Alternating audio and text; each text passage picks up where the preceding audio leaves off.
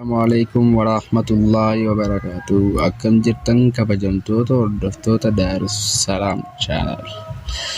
Jirtu akkam jirtan isin jaa marmoo seenaa gabaabduu takka isiniif dhiyaadhee jira.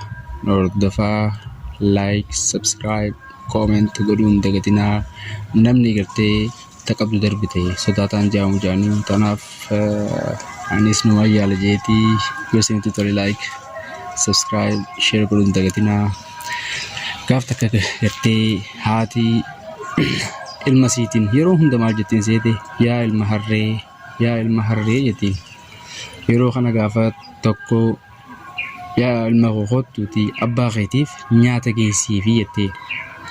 Yeroo kana ilmi ka'ee nyaata fuudhee abbaa isaatiif geessuudhaaf kute. Fuudheetuma geessee deebi'e. Boo duruu geessitee deebite jettee ni haati.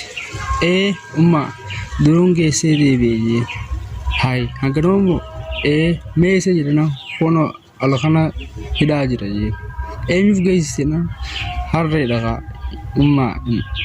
ummaatii jennaan. Hai boo abbaan kee harree dhagaa. Hai yaa ummaatii yaatummaa yeroo hundaa yaa ilma harree naan hin jetturee jeen tanaaf waan hin taane jecha hin taane ilmaan keessan hin barsiisinaa, hin dubbatinaa. Of eeggannoo jabaa godhaa. Yoo isinitti tole like, subscribe, share godhaa. Kan biraa immoo qabadheetiin isiniif dhiyaadhaa. Commentiif like, subscribe keessan immoo na jajjabeessaa. Assalamualaikum warahmatullahi wabarakatuh. Nagaatti nuu tura.